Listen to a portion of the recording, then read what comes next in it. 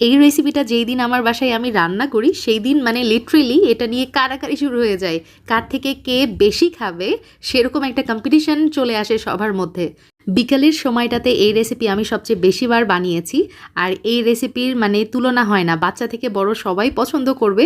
আর এই recipe follow করে বাচ্চাদেরকে একবার বাসায় বানিয়ে দিয়ে দেখুন, বাচ্চারা দোকান থেকে কেনার জন্য আর বায়না করবে না। So without any further delay let's start our cooking. আচ্ছা, আমি এখানে মাত্র 3টা আলু নিয়েছি, দেখতে পাচ্ছেন আমি খোসাগুলো ছাড়িয়ে নিয়েছি।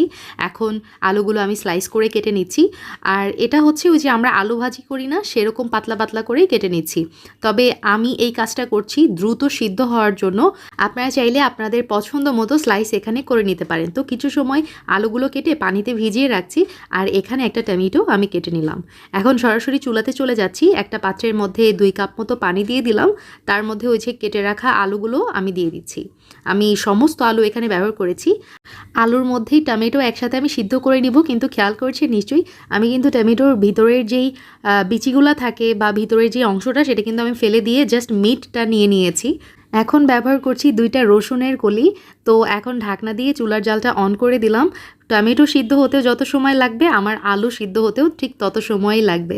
আমি ঘড়ি ধরে প্রায় 8 থেকে 10 মিনিটের মতো সিদ্ধ করে নিয়েছি। চুলার জালটা অফ করে দিব। আমার সব কিছু খুব সুন্দরভাবে সিদ্ধ হয়ে গেছে। পানিটা ঝরিয়ে নিয়ে আলুগুলো আমি একটা বাটিতে নিয়ে নিচ্ছি। এখন একটা কাঁটা চামচ দিয়ে খুব ভালোভাবে আলুগুলো ম্যাশ করে নিচ্ছি। অবশ্যই খেয়াল রাখবেন যাতে আলুর মধ্যে কোনো দানা ভাব না থাকে। এখন ওই যে সিদ্ধ করা টমেটো আমি নিয়ে নিচ্ছি, আর তার সাথে 2টা রসুনের কলিও নিয়ে নিলাম। আর ওপরের যেই খোসাটা ছিল টমেটোর সেটা আমি ফেলে দিব। তার সাথে সাথে আরেকটা কাজ করব, সেটা হচ্ছে টমেটোর মধ্যে যেই এক্সট্রা পানিটা থাকে সেটা আমি চিপে ফেলে দিব। কারণ আমি আজকে যে রেসিপিটা তৈরি করছি সেখানে পানি যত কম ব্যবহার করা যায় তত ভালো। তো রসুনগুলো আমি খুব ভালোভাবে একদম ভর্তা করে নিয়েছি, তার সাথে টমেটো সেম প্রসেসে আলুর সাথে মিক্স করে নিলাম। তো খুব সুন্দরভাবে সব কিছু মিক্স হয়ে গেছে। এখন আমি ব্যবহার করছি হচ্ছে কর্নফ্লাওয়ার। এখানে আছে 4 টেবিল চামচ। তার সাথে দিয়ে দিলাম গোলমরিচের গুঁড়া 1/2 চা চামচ, চিনি দিয়ে দিলাম 1 চা চামচ, লবণ ব্যবহার করেছি 1/2 চা চামচ, আরও আমার লাগছে আদা গুঁড়া। তবে আপনারা চাইলে কিন্তু এখানে আদা বাটাও ব্যবহার করতে পারেন। তো 1/2 চা চামচ ব্যবহার করেছি।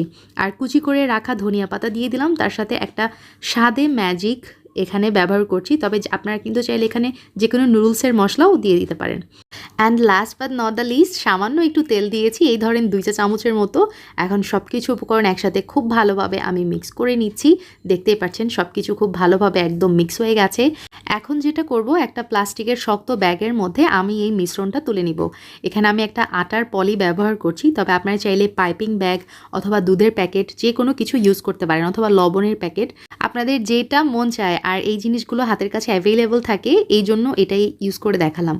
এখন একটা সিজার দিয়ে আমি এই পলির মুখটা সামান্য কেটে নিয়েছি, খেয়াল করেছেন নিশ্চয়ই। তো হয়ে গেছে, আমি নেক্সট প্রিপারেশনে চলে যাচ্ছি। এখন একটা প্যানের মধ্যে যথেষ্ট পরিমাণ কুকিং অয়েল নিয়ে নিলাম, আর তার মধ্যে এই যে দেখতে পাচ্ছেন আলুর এই মিশ্রণটা আমি চেপে চেপে লম্বা আকারে শেপ করে নিচ্ছি। বাজার থেকে যে কুরকুরে আমরা কিনে খাই না, সেটা কিন্তু বাসাতে এভাবে বানিয়ে নিতে পারেন, টমেটো ফ্লেভার কুরকুরে। চুলার জালটা শুরু থেকে শেষ পর্যন্ত থাকবে একদম লো টু মিডিয়াম হিটে। এভাবেই আমি সবগুলো কুরকুরে ভেজে নিব। আর প্রতি ব্যাচ কুরকুরে ভেজে নিতে আমার সময় লেগেছে 7 থেকে 8 মিনিটের মতো হবে। একটু সময় নিয়ে ভাজলে এই কুরকুরেগুলো অনেক সময় পর্যন্ত ক্রিস্পি থাকবে আর খেতে বেশি মজা লাগবে। তো প্রথম ব্যাচ আমার একদম রেডি, আমি চুলা থেকে উঠিয়ে নিচ্ছি। আর দেখতেই পাচ্ছেন এটা কি পরিমাণ লোভনীয় হয়েছে। বাচ্চাদের সুপার ফেভারিট স্ন্যাক্স হবে এটা, আমার মানে I can guarantee on that. আর এই ট্রিক্সটা একটু খেয়াল করুন ভিউয়ার্স, আমি 2 হাত দিয়ে চাপ দিচ্ছি। প্যাকেট থেকে যখন আলুর মিশ্রণটা বেরিয়ে আসছে আমি আমার একটা নখ দিয়ে সরিয়ে দিচ্ছি, দ্যাটস ইট।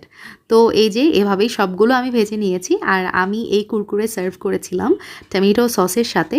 খেতে হয়েছিল ফার্স্ট ক্লাস, যেরকম ক্রিস্পি সেরকম মজা, মানে পারফেক্ট যাকে বলে। আর এই যে দেখতে পাচ্ছেন ভিতর পর্যন্ত কিন্তু সুন্দরভাবে একদম কুক হয়ে গেছে, যেটা ভিতরের ওই লেয়ার্সগুলো দেখেই কিন্তু বোঝা যাচ্ছে। 3টা আলু দিয়ে আমি কুরকুরে বানিয়ে নিয়েছি, আমার কিন্তু পুরো বাটি ভরে গিয়েছিল, কিন্তু ওই যে একটা দুটো করে খেতে খেতে এখন হাফ বাটিতে চলে আসছে।